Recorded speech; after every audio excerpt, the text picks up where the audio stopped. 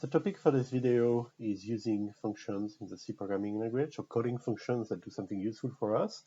The reading assignment has plenty of examples of such function, mostly from the math library. So instead of having us go through a catalog of each of them and talk 5 minutes about each of them and move on to the next one, what I would like to do in this video is try to show you how you approach learning about a library like the math library. And we're going to take the example of the rounding functions, because these are the ones that typically in a course like this one, we use them more often than other mathematical functions that are a little bit more esoteric. And we have also a plethora of them. We have a bunch of them that vary from one another on very little details. Okay, so it's a situation where there's a lot of stuff to remember. And how do I go about learning it? Do I just write it down on index card and learn it by heart? Well, if that works for you, yeah, that's actually a technique that may be worth trying. But what I'm going to show you here is a little bit more fun. So let's go to the code. Here's what we're going to do. First, let's set the theme, right? So I want to do things such as the ceiling of 23.9 is, and then I want to display. So we are going to work with doubles, okay? If you look at the documentation, all of those methods, all of those functions, sorry, they have the equivalent, they have variants that work on long double and stuff like that. So we are going to focus primarily on double, knowing that what we learn with the double data type is applicable to the other variants, okay? So %lf, that's why I'm mentioning double here. I want to display a double value. And that double value is going to be, I call the ceiling function on 23.9. This is the kind of stuff I want to do. I'm trying to learn the C programming language, okay? I heard about the ceiling function. I'm going to try to use it. So gcc main.c and then a.out. All right. And I can do that for different numbers, like what about if I have 23.5, what about if I have 23.2, etc. I can do that for different functions. So what I would like to do is, since I'm going to test a bunch of different functions and see their output, I'm going to try to seize this opportunity to make a table to display all of this information in an easy to visualize format. Okay, so that's the goal of this little tinkering session today. So let's say we are going to start with an array with some data in it. And I'm going to initialize this array. So I know that we didn't officially cover array yet, so please feel free to ignore if this is confusing you a little bit here. But an array is simply like a variable that contains multiple values, right? So for example, here I'm going to put value 4.0, and you know already what arrays are because you used them in your previous programming course, right? What we haven't covered is really the detail of the syntax on how to use arrays in the C language. So let me get away with this, please. Let me just declare this array, and then we'll talk much more about them later on, okay? So what I'm doing here is I'm choosing some values that have kind of that are interesting to round up, okay? Something that is 4.0 should round up normally to 4, right? 4.1, is it going to go toward 4.0 or 5, 4.4, 4.5, 4.6, 4.9, okay? So I have 1, 2, 3, 4, 5, 6 values here. And I'm going to record somewhere in a variable named size that I have 6 values that I'm going to play with. So what I want to be able to do is to say, for example, I'm going to test the function ceiling, okay? Maybe put a nice tabulation, and display the value of ceiling of the first element, this array, then the second element, then the third element, and so on and so forth. So I'm going to need a loop here. So this is a good review of the loop syntax, okay? I'm going to take all this, I'm going to move it, and I'm going to say for int I equal 0, I lesser than, so I have size that tells me conveniently how many elements I have, I++, Okay, here's my for loop. No curly brace, I'm going to have only one statement, printf. And the printf that I want to do here, so it's going to be a %lf, okay? I want to display an, what to say? I want to display an, a double value. Sorry, I was thinking about something else here. I was thinking about removing this and putting it here instead. And then this value is going to come from what? Well, it's going to come from applying the function ceiling, okay, say, to data index I. You see where this is going? So we are like just iterating over all of our values, and we're going to do that multiple times for multiple functions, okay? So again, a little bit of feng shui here. If I put this here, then I can chain them without having to put an extra printf. This is a good thing. Let's see what this looks like, okay? Let's see if this compiles first, and then what this looks like. So I'm going to GCC this. All right, cool. So, and I forgot to remove something here, so I have cheated. Here, what I have is #include math.h, okay? So I have already an added header file, to my file. If I didn't have it, the compiler would complain and tell me that there's an implicit declaration of the function ceiling. When it says implicit declaration, generally what it means is I cannot find the actual declaration, the prototype for the function, okay? So what we are going to do here is we're going to say, well, I want to use a ceiling function from the standard C library, and the prototype for that function is given to me in the math.h header file. So always the same trick, right? If you want to use some functions from a specific library in C, you include the header file, so you get the prototype, then you are free to use the functions, and then what? And then it's not enough. Let's see here. Let me try to, well, first let me save my file, okay? And let me try to compile. So now it's compiling okay, but what I get here is a linkage error. So it's a linker, actually. The linker is a program called LD in this case. The linker is complaining here, and it's saying that in the function main, there is an undefined reference to ceiling. So what does that mean at linkage step when the linker complains about such things? That means that it was able to compile your code because you provided a header for the function that you are using. So I'm using the function printf, for example. The header comes from stdio.h or std.h, actually, I forgot. I'm using the function ceil for ceiling. The header comes from math.h. So having the header allows the compiler to do some type checking, allows the compiler to compile the file. But when it comes time to assemble all the components of your application and turn it into an executable, the linker is complaining that it never saw the source code for ceil function, the ceil function. So how do we do that? We're not going to provide that source code. It comes from the standard C library. So we know it's already there somewhere, and it's already compiled for us. So all we have to do is we have to specify when we compile that we want to link our files with the math library. So the option -lm is one of the many options of the GCC compiler, right? It indicates that we want to link our application with the math library, and therefore, once we are done compiling our part, then we add this chunk of binary code that is a compiled version of the math library. And altogether, that means that now the compiler is going to be able to compile our code and find the functions that we are trying to call somewhere, find the source code, and therefore it's going to be very happy. Let's see. Well, that's the compiler being very happy. It doesn't say anything. So let's try to run this now, a.out. All right, let's make this bigger. What do we get?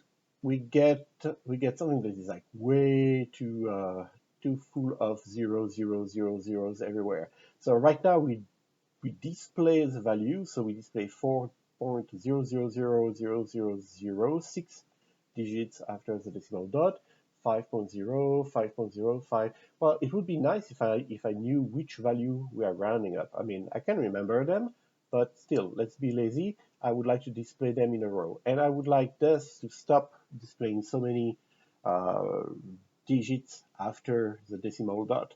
So I'm going to use the formatting of the printf format string syntax and say I want only 2 digits after the decimal dot. Okay, so let me show you what this is going to look like. It's going to be a little bit less spread, more readable. There we go. And now I want to display before that. I want to display simply the list of the value in the array data that I'm going to use to call the method, the function filling. So I don't want to call any function here on this data. I just want to display the data, and I don't have any name here to put.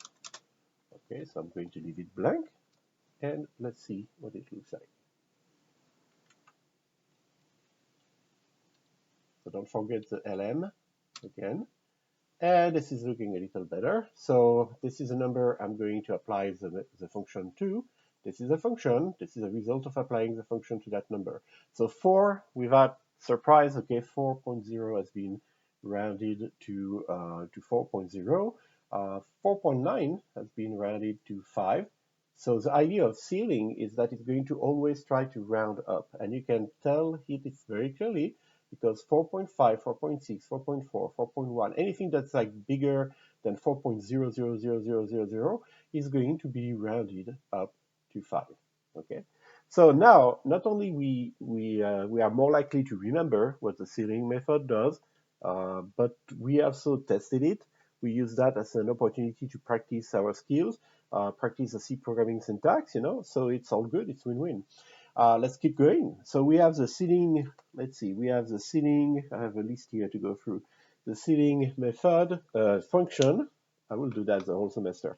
And then the next one is going to be the floor, ceiling floor, that goes well one after the other, okay?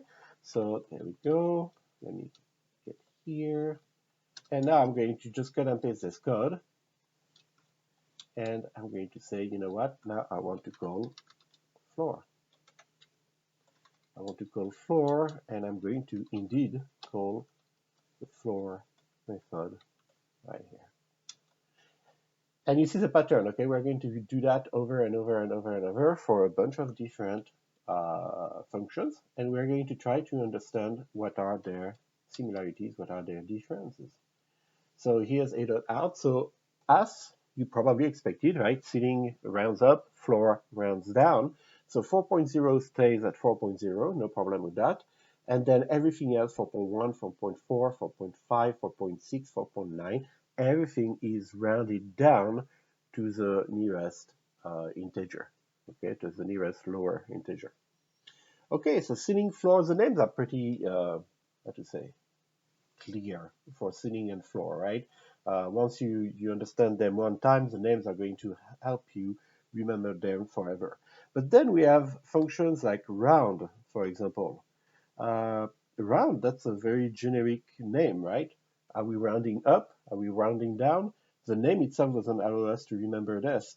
Then we have things like rint, round to an integer value. Well, I thought we were rounding to integer values anyway. I mean, these are like these are double data type value, right? 4.00, 4.00, etc. But they are an integer value expressed as a floating point number. So we did round down to the lowest integer here, right? So what is meant exactly by rint? What about nearby int? It's another very similar function. So we have like 3 functions there that are like, the names are not helping us remember what they do. So what we're going to do is we're going to use them. And hopefully that will help us remember what they do exactly. So let's go for it. Let's cut and paste this code. We're going to use it as a template. Here we are. So the first one we're going to play with is going to be round. Nice name, not complicated. There we go, round. So we save this, compile, still linking to them, and now it's complaining that I made a typo pretty much because I typed rounds instead of rounds. So that's not an interesting error. I was hoping for something a little bit more interesting to comment on, but okay, this one is just finger error. And A out, there we go. So what is round doing? Well, obviously round of 4.0 ends up being 4, of 4.9 ends up being 5, so are we rounding to the nearest? It looks like it. 4.1, 4.4 gets rounded down to 4. 4.6 gets rounded up to 5, and 4.5, which is right in the middle, gets rounded up to 5. Okay, so it's pretty much rounding, and the behavior is what we would expect, round to the nearest integer value, except that here, well, I don't know, would it make sense to go the other way, to round down? Well, this is where we're going to go with the over method of the pack there. So let me paste again this code template. So we tried round. Let's try the function called rint. Rint, okay, round integer. Save it, run it. Well, first compile it, and then run it. Okay, so first thing, does round behave the same way than rint? 4.0, 4.0, 4.0, 4.0. So everything that was rounded down is still rounded down. Everything that was rounded up is still rounded up. And then the difference between the two is that middle case. When I have a 4.0, round is going to round up to 5.0. When I have a 4.5, rint is going to round down to 4.0. So in those cases, you want to check the documentation. Checking the documentation means, of course, you can go to the textbook, you can go to Google, but in Unix and Linux systems, we have a nice little command called man, stands for manual page, and we can call the manual page of all sorts of commands, command line utilities, functions in the C programming language, stuff like that, okay? So if I say man and I use the name round, for example, I'm going to get a man page, so it's a page of documentation, right, for the function round. The number between parentheses here is a chapter in the manual. Manual chapter 3 corresponds to C programming function, so that's exactly where we want to be. This is not a round that is, for example, a command line tool that exists on Linux. No, this is the C function that we use from math.h, and you can tell because it tells you here you need to include math.h, you need to link with -lm option to be able to use it. And by the way, there is round f, and there is round l. The difference between them is the data type that they return, double, float, and long double respectively, and the data type of their parameter, double, float, and long double respectively. So if you give me a double, I return a double. If you give me a float, I return a float with -1. If you give me a long double, I return a long double if you use -1. So you use the variant of the method with the name that corresponds to the data type of the parameters that you want to manipulate, okay? But like I said, if you learn how to use it with the version that works on double, you're good. You're going to be able to use it with a float and long double when the case occurs without any problem.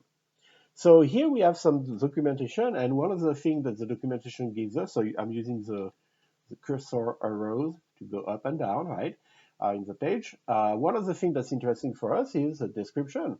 This function round x to the nearest integer. Well, we figured that out pretty much on our own, right, but just by tinkering. But round halfway cases means 0.5, okay, away from 0. Regardless of the current rounding direction. So if you are curious about doing more stuff with a floating point number, you can explore more here. But it says that it rounds away from 0. So if I have 4.5, that would be indeed rounding up to 5, okay, instead of to the nearest even integer like rint. Well, there you go. That even answered the other question that I had, which was, so how does that differ from rint? Well, there we go. It told me here. The page also tells me in one of its subsection called C also. It's going to tell me all the other methods that are related to this one. So if I want to keep exploring like that, I can use the main command to read the main page for trunk, rint, nearby int, lround, floor, and ceiling. And it tells me in which chapter it's located. Okay. So for example, if I go to rint, which was the other one we were looking, well, it's telling us, let's go to the description. Well, it's talking about the nearby int and nearby int f and nearby int l functions. But it's also talking about rint, rint f, rint l. So that happens often, okay? When there are like functions that are very related to one another, like for example, these differ only from by the data type on which they operate, right? They're going to be packed into the same manual page. And when sometimes you even have like two functions that have completely different names that seem to be completely different functions, but they are very closely related, they are also packed in the same manual page. So if I was looking up the manual page for nearby int, I would fall on this page. If I was looking up for the manual page for rint, I would fall on this page as well. Okay. So what does it tell us? It tells us that the nearby int function, which we haven't used yet, round the argument to an integer value in floating point format. Okay, so this is what we have been doing also with round and stuff like that, using the current rounding direction. So more detail here, raising an exception if something goes wrong. Okay, and what about rint? Does the same, but we'll raise this exception if something goes wrong. So I misread that. Sorry, the first one is not going to raise the exception. The second one does raise the exception. Okay, so in the scope of this class, we really don't care much about exception in C programming. We're not going to cover them, and we're not going to do anything like very advanced with floating point number. But more importantly than those details, I don't want you to remember those details necessarily, but I want you to remember what we are doing here, using the man command line tool to get more information about some of the functions that we are trying to use, learning by tinkering, like writing programs that pretty much when they run, they demonstrate, they are self-explanatory, they just demonstrate pretty much how the language or how some functions of some libraries are working, okay? This is the part that is very interesting, that is very relevant for you and for your lifelong learning, okay? So how do I quit this main page? By the way, I did it, but I forgot to mention, you type Q, and there we go, you're out.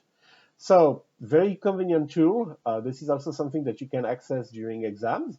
So this is something to have on your side, pretty much. Like it's always good to have documentation easily accessible at your fingertip.